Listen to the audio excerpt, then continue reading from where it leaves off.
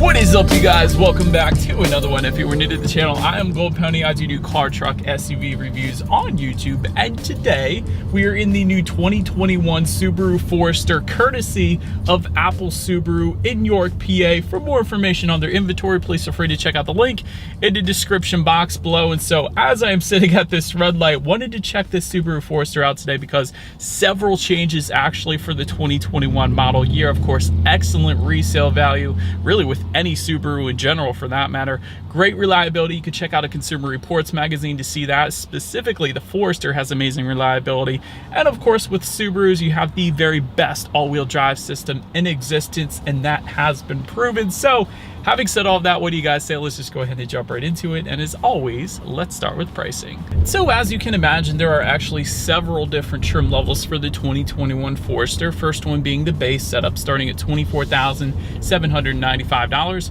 Premium for $27,795. Sport for $29,395. Limited for $31,395. And lastly, the Touring, starting at $34,895. But I will say, regardless of trim level that you go with, power plant on the Forester is going to be the same. Powering this beast is going to be a 2.5 liter direct injected horizontally opposed Subaru Boxer engine, putting out 182 horsepower at 5,800 RPM, 176 pound-feet of torque, available at 4,400 RPM. Power sent to all four wheels, of course, through a Lineartronic CVT with paddle shifters. Actually, if you go with the sport trim level and up, that's how you're going to get them, and we will be testing those out in a little bit here. But do want to also mention, with that sport trim level and up though, you also will get a 7-speed manual mode for the CVT if you were to go with those specific trim levels. So that's kind of interesting. So we'll give that a shot, of course, as well. So like I said, we will be giving that a shot. I'll let you know how that manual mode actually feels. But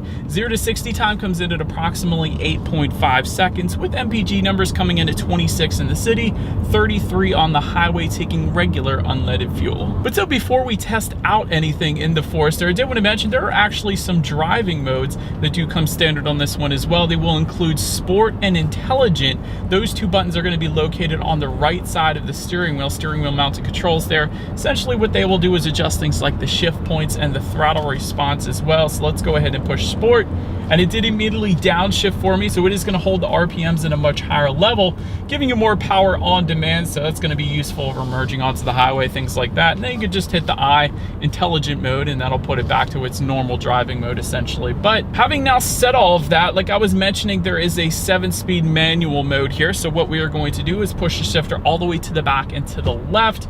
That is going to give me that manual mode. Right now it is telling me I am in that 7th gear, so it is going to display the gears within the digital portion of the gauge is right in front of you there. So having said all that, let's just go ahead and find a straightaway here, and let's test out the paddle shifters. Keep in mind, this is a CVT, or continuously variable transmission, so there's not really gears to shift through, but we are going to see how well it actually simulates that shifting in the end. So let's go ahead and give it a shot. Here we go. Didn't shift. Nice. Huh. That's kind of good. It really simulates a regular automatic transmission quite well. Like, it was winding out the RPMs and it did not shift for me. So it really is a true manual mode. That's pretty cool. I like the Subaru did that, giving the driver a little more control. So I like it. Anyways, let's go ahead and do a quick little acceleration test here. I think I found my spot in 3, 2, 1. Yeah. Well, there's that CVT.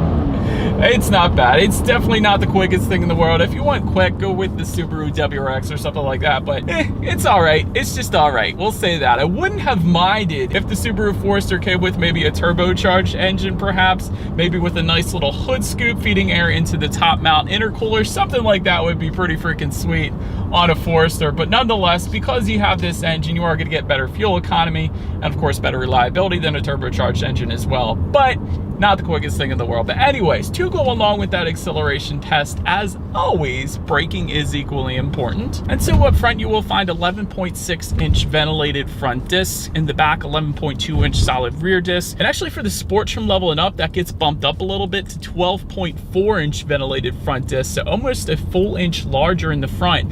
when you go with that sport trim level and up, at least. In the back, still 11.2 inch solid rear discs for those trims. But all in all, when it comes to the 60-0 stopping distance, that's going to come in at 129 feet for the Forester. But that's with the regular brake setup. If you were to go with that upsized brake setup, it actually then comes in at 118 feet, which is very respectable for that one. Tiguan comes in at 131. Honda HR-V comes in at 116. So it's kind of right in the middle of the pack, unless you go with that larger brake setup with the sport trim level and up. And then you really get some very good braking. And I will attest to that. Absolutely no issues with the braking feel in my short test drive today whatsoever. So I'm definitely a fan there. Touching on suspension and handling, up front you're going to get an independent strut type front suspension with the stabilizer bar. In the back, double wishbone type rear suspension, once again with the stabilizer bar. But perhaps what impressed me the most right off the bat, I could instantly tell with the Forester, is the steering feel. It's wonderful. It's absolutely wonderful. It's definitely on the weightier side of things, so therefore it instantly points you in the direction that you want to go. Typically with SUVs, you're going to find a lot of loosey-goosey steering feels, which definitely isn't my favorite. So with the Forester, it almost feels more along the lines of a sports car. So the steering feel is absolutely wonderful on the Forester, I will say that. When it comes to ride quality, it's pretty much as expected. I mean, we got a lot of road imperfections in PA, so I've been hitting a lot of them, but it's as expected. It's certainly not the smoothest ride, but it's not the worst either. So it's pretty much on par for the course, I guess you could say. Then touching on cabin noise, that's perfectly fine as well. I get a little bit of engine noise when you really hit the gas, but other than that, the Forester is actually pretty well insulated. I will say that. I was at highway speeds for quite a bit and not a whole lot of exterior wind noise coming into the cabin. Again, it's just that engine noise when you really hit the gas. That's not necessarily a bad thing in my opinion. I actually enjoy that. But touching on visibility, this is really where the Forester really shines. Absolutely amazing visibility. Of course, that's due to its shape being a little more boxier in nature, but you can see wonderfully out the back. So when it comes to visibility, the Forester is certainly on point. But that about rounds out the performance segment of this review, guys. Let's now go ahead and take a look at the exterior of this brand new 2021 Subaru Forester. All right, so here she is, you guys, the new 2021 Subaru Forester. This is the limited trim, by the way, finished in crystal black silica for anybody who is curious. But let's go ahead and start up front now of the Forester. I wanted to mention ground clearance because Subaru tends to do this pretty well. 8.7 inches of ground clearance up front there. That's definitely more than most other competitors in its class. Typically that comes in at around 8 inches, but Subaru Forester puts it at around 8.7, so that's definitely pretty nice. LED steering responsive headlights is now newly standard for the 2021 Forester. It's one of the new things this year. Essentially what that means is when you're going around a bend at night, those headlights will swivel based on your steering angle, better help illuminating what is around that bend, so you're less likely to hit a deer or really anything else. LED fog lights coming with the premium trim level and up. LED daytime running lights coming with all trims, of course. Red trim detail can be found on the sport trim level only, and that's going to be found near the front lip, the side skirts, and the rear bumper. A little sportier appearance, I guess you could say. Also with that sport trim level, you're going to get gloss black front grille surrounds as opposed to the chrome that you are currently looking at right now on the limited. And of course that's going to come with the touring as well, that chrome grille surrounds and the extra detail around the fog lights down below there. But anyways, that pretty much wraps up the front timeless look to the Forester here. Let's go ahead and make our way now to this side of the Forester. And so let me go ahead and start up top. Raised roof rails coming standard with the premium trim level and up. Also, rear privacy glass for the premium trim level and up, meaning that base trim level does not actually get the rear privacy glass. It's something that people typically ask on my reviews of the Forester in previous years, so I wanted to mention that. Taking a look at the side mirrors, power adjustable black side mirrors coming with the base trim. Body colored side mirrors coming with the premium, sport, and limited. You will find a satin chrome finish to those side mirrors then if you were to go with the touring. So that's going to differ amongst the trim levels there. And you're also actually going to get integrated turret signals if you go with the sport trim level and up as well. Then take a look down at the bottom. When it comes to the side skirts, they are going to differ amongst the trim levels as well. You're going to find some red trim if you were to go with the sport. There's going to be some satin chrome trim with the touring. Otherwise, you're going to find that matte black trim at the bottom, which is currently what you're looking at right now, of course. And taking a look at the wheel setup, 17-inch steel wheels with covers coming with the base trim, 17 by 7-inch aluminum alloys with the premium, and 18 by 7-inch alloys if you were to go with the sport, limited, or touring like you were looking at right now. But now, let's go ahead and make our way to the back of this one. And so now, since we are round back, you will find a shark fin antenna up top there. Just below that, rear spoiler with an integrated brake light for all trims. Just below that, rear window wiper, C-shaped LED taillights coming standard across the board. Gotta love that, a little better illumination at night there. And then just below it all, you are going to find a single exhaust outlet finished with a chrome tip. Definitely looks good back there, actually. So I do believe you guys know what we have to do next. As always, here is that exhaust clip.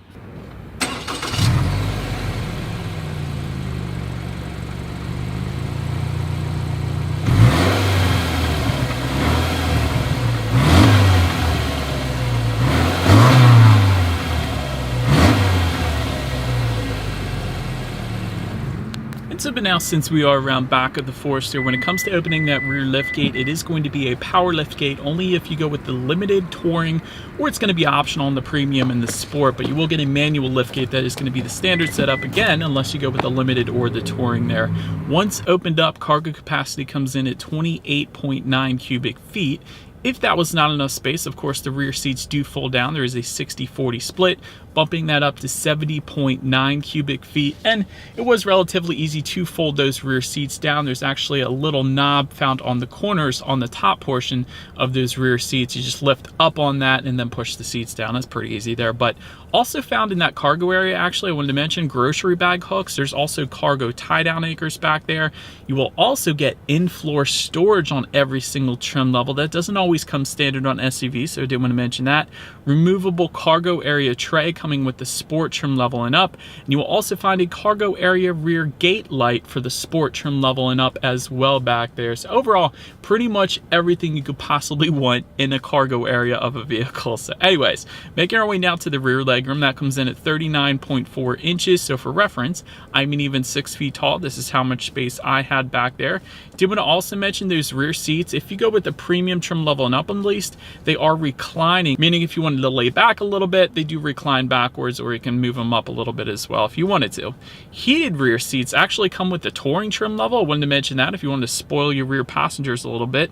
Fold down rear armrests with cup holders coming with the premium trim level and up. You will actually get dual rear USB charging ports for the sport trim level and up. And I did want to also mention you will get front seat back map pockets. There's kind of two different sections to them as well. You almost never see that, so it's a cool little design feature. I like that Subaru added that. But now let's go ahead now and make our way to the front seats. They are manually adjustable cloth seats with the base trim level, power adjustable front seats for the premium trim level and up. You will find heated front seats again for the premium trim level and up, and that button's located just behind the shifter, by the way. Sport cloth with orange stitching for the sport trim level. Leather seating then is going to come with the limited and touring, and it is a perforated leather, by the way, as well. Wanted to mention that. Overall, very comfortable seats. Definitely didn't have any issues in my short test drive today, so I do like the seats in the Forester here. Then take a look at the steering wheel. It is tilt and telescoping. It is leather wrapped for the premium trim level and up, and it will be heated if you were to go with the touring. And by the way, that heated feature is an option on the limited trim level that we have today. It's actually located on the right side of the steering wheel, but we do have that option. So it is pretty cool that it's heated, especially on cold days in Pennsylvania. Unlike today, but it's going to get cold. I know it is. But anyways, let's now go ahead and make our way to the startup. Let me first start by showing you guys the key here.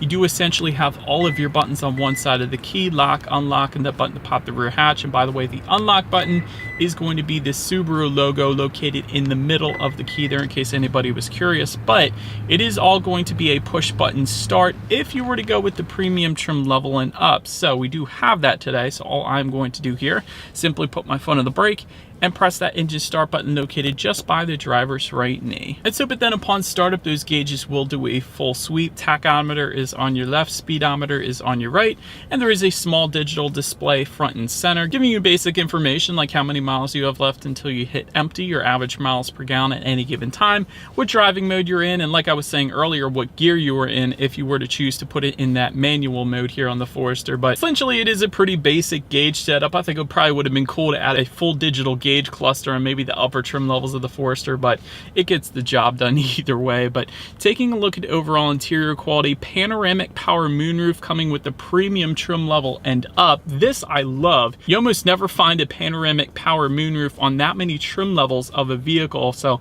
the fact that Subaru puts it on the premium trim level and up, of course, that's pretty darn cool because you usually don't find that. So I wanted to mention that. Overhead LED map lights coming standard on all trim levels. That's pretty nice as opposed to the halogens. You will also have an overhead sunglass holder up here as well. Dual zone climate control is going to come with the limited and touring trim levels only. Homelink controls is going to be optional on all trim levels. It doesn't come standard on any particular trim level though. Just in front of the shifter, you're going to have an auxiliary port, 2 USB charging ports, and a 12-volt power outlet. There's a little bit of storage just behind that as well. Behind the shifter, you're going to have an electromechanical parking brake, and in the middle of it all is going to be that X mode dial. And so essentially what X mode is on the Forester, it uses enhanced control of the VDC system along with increasing all-wheel drive system engagement to give you better traction in bad weather. For example, when it snows here in Pennsylvania, that is definitely a mode you're going to want to utilize. But there's specific modes within X mode actually. There's the normal mode, which is what you leave it in for regular driving. That's when you just press down on the dial there. But if you turn it to the left, you're going to have snow and dirt. If you turn it to the right, you're going to have deep snow and mud. So did want to mention that X mode is going to be there for you on the Forester as well, and it's going to be a very useful feature when it starts to snow. And of course, you got the best all-wheel drive system anyways in the Forester. So essentially everything is going to be perfectly fine when you hit those conditions. But just behind that dial, you're going to have 2 cup holders. Just behind that, a little bit of storage. And within the center armrest, of course, even more storage along with the 12-volt power outlet in there as well. Overall, when it comes to interior quality of the Forester, it's pretty much as expected. I actually kind of like it. There's some rubberized finishes on the doors as well as just above the passenger side glove box. That's pretty cool. A little bit of plastic finish above the glove box as well, but I will say I do like the design of that. And again, overall, it's pretty much finished as you would expect the Forester to be finished, so no issues there for me. But now let's make our way to the tech display. There's actually 2 tech screens I wanted to mention, and let me start with the top one. To control what is on that upper tech screen, there's actually an info button on the left side of the steering wheel. And it's one of those things where you're probably not going to know how to control what is on that screen unless somebody tells you. So it is labeled info. And so when you press that, you can view things like your outside temperature, what day of the week it is, the date as well. Also, your safety information is going to be up there. There's some off-road status, oil temperature, weather information. There's a compass up there, radio information. The list goes on, but really a good bit of information can be found on the upper tech screen of the Forester. But just below that is really where everything else is found. And that's going to be a 6.5-inch color touchscreen display for the base, premium, and sport. Otherwise, if you go with the limited or touring, that's bumped up to an 8-inch color touchscreen display, which is currently what you guys are looking at right now. Bluetooth and audio streaming comes standard either way. Android Auto, Apple CarPlay for every single trim level, by the way.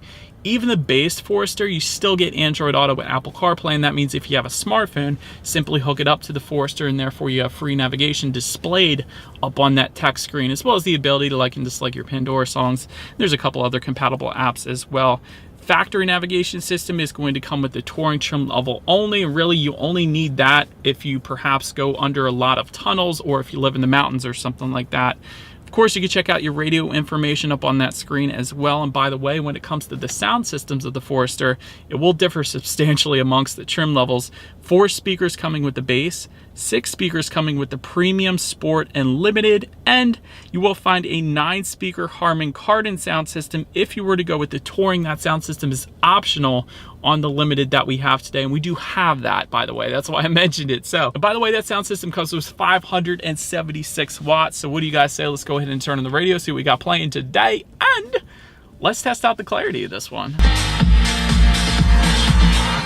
Definitely a ton of bass with a Harman Kardon sound system, I will say that. And conveniently, it was very easy to adjust the amount of bass, the mid-range speakers and all that. There's actually a sound button located just below the radio settings there. It was very easy to find, so I was able to actually turn up that bass a little bit and make it even better. So loved it. It was that simple to adjust that as well. But sound system is great if you were to go with the Harman Kardon, I will say that. So definitely pretty nice. But the last thing I wanted to mention to you guys on that tech display is when you do put the Forester in reverse, of course, you will find a rear view camera coming standard for all trim levels across the board, letting you know who or what is behind you, which is always is going to lead us into safety. And so first, starting with safety, I wanted to mention the Forester is an IIHS Top Safety Pick Plus, which is, by the way, the very highest designation given by IIHS. So that's always pretty much the best start you could possibly get. Front side curtain airbags do come standard, driver's knee airbag as well. In the back, you're going to have latch, aka lower anchors and tethers for children for the rear car seats. Rear child door locks back there, tire pressure monitoring system.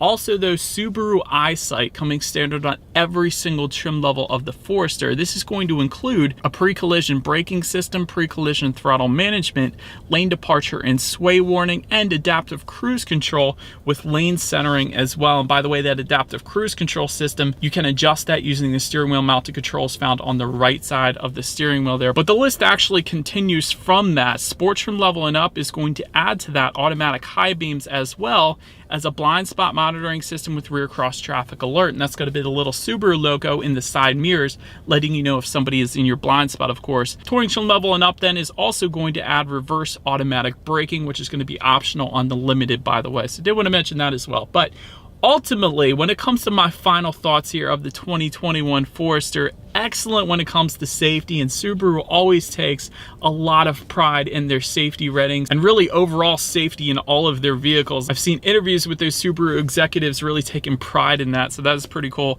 Love the addition of the adaptive LED headlights across the board. That's super nice, especially at night.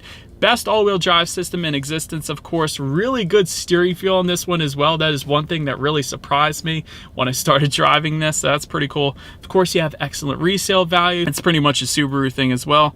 As far as room for improvement goes on this one, like I was mentioning to you guys earlier, it is somewhat slow. Wouldn't have minded a turbocharged engine. It would be super cool if they actually dropped the WRX engine in here and then put a top mount intercooler with a hood scoop. That would be pretty darn sweet. And of course, CVT transmissions aren't always my favorite, but having said that, I do like that they put the 7-speed manual mode on there, but how often do people really use those paddle shifters anyway? So I don't know how often it's going to be used, but I do like that it is there. And of course, you can use that for engine braking in the snow as well if you wanted to. But that is about it for this one, you guys. Thank you so much for watching. Feel free to follow me on social media at the bottom of the screen there if you like. Be sure to hit the subscribe and the bell notification button if you're into new car reviews. That is what we do here on this channel after all. Do appreciate you guys watching more than you know, and I will see you guys all in the next video. Stay gold.